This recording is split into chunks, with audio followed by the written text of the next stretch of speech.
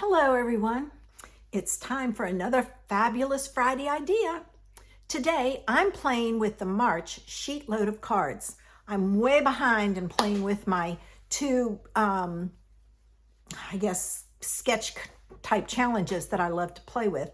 And so today I'm using the sheet load of cards to show you some ideas to make 8 cards. So join me in my studio and I'll show you how. I have printed out the March sheet load of cards. Alicia does a fabulous job of giving you, well, that's the wrong page. It didn't print out the pattern in mine. I don't know why. But this is pattern paper, and so is this piece here.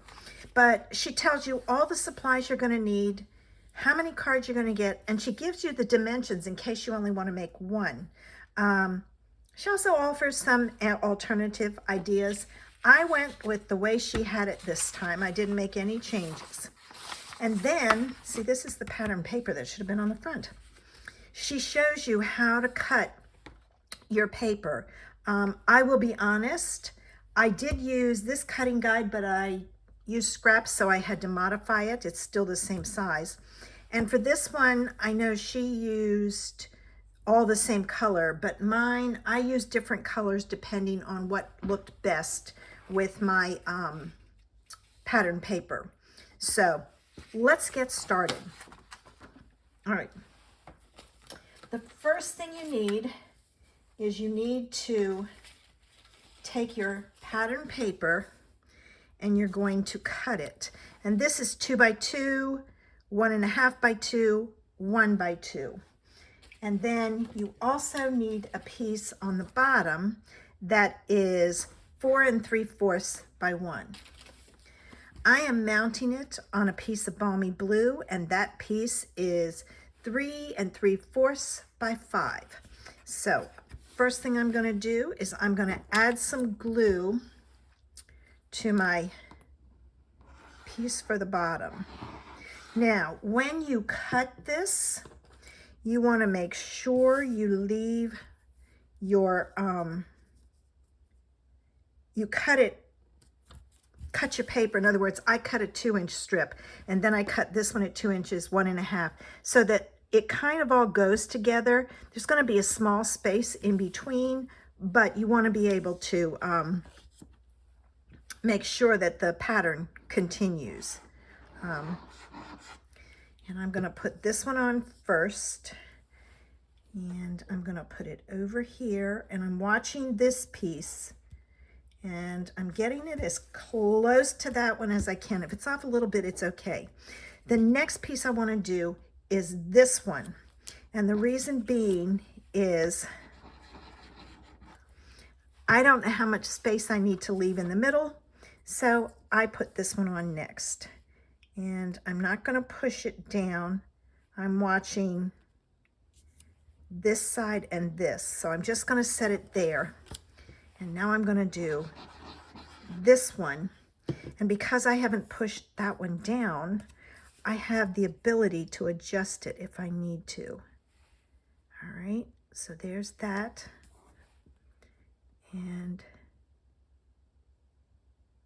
there's that one.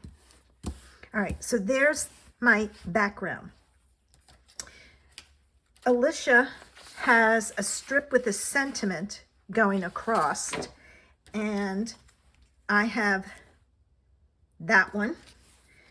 And I went to 2 stamp sets. I wanted Hello There, and it needed something else, so I pulled in Friend. So I used Eden's Garden for Hello There and Happiness Abounds for Friend. And I'm going to stamp those in balmy blue. On most of them, I did have one set.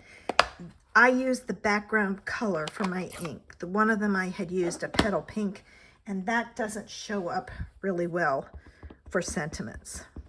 All right, now with this one, I'm going to stamp my friend first. My friend stamp, I should say. First, like so. Then I'm going to take my Hello There, and I couldn't put them on the same block because this is rubber mounted and this is photopolymer, and the thickness is different. but I was able to get it fairly close. All right, and if you can kind of see how the thickness is so different that I couldn't put them on the same block.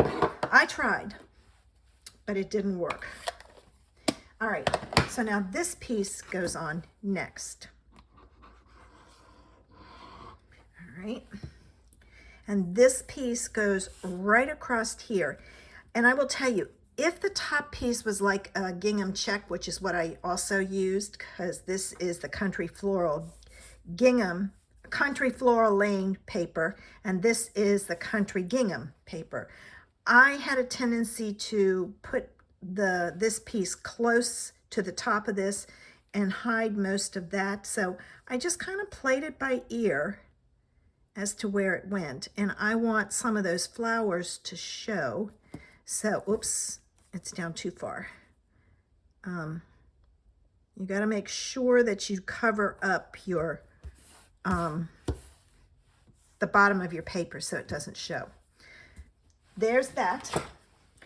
And I chose to put it on a white card base. I like my white card bases. It's easy to, you don't need a whole bunch of layers to do the inside and everything. So this one is going to go on next. And after I had my card put together, I gotta move that or I'll have a mess. It needed something. And I thought of bling, and then I saw the flowers in here, and I remembered that I have the, what are those called? Let me get the container. I had some of the loose flower flourishes, which I thought went really well with this. So I pulled out the pale papaya because pale papaya was close enough to the petal pink that I could use it. The other colors were way off, so that's the one I used. All right, so I am going to add some rhinestones because after I only had enough to do two, a large and a small, so it needed some more.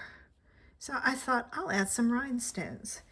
So I added one of each size, one to each panel. Okay. And this one goes right about there. And then the flower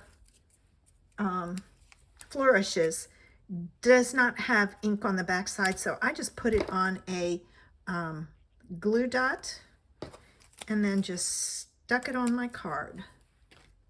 And I put this one down here just to kind of draw your attention to that. Okay, just so you can see the other cards I did, here they are.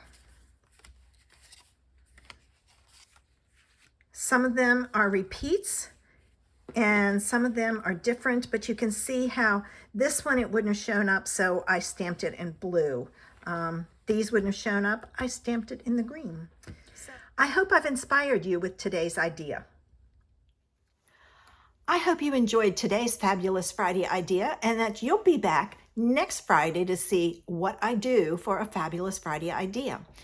Don't forget, like my video, subscribe, and when the bell comes up, turn on notifications so you know when I post a video. I'm posting more lately because I'm doing a couple of collaborations with people, so you get a lot of ideas.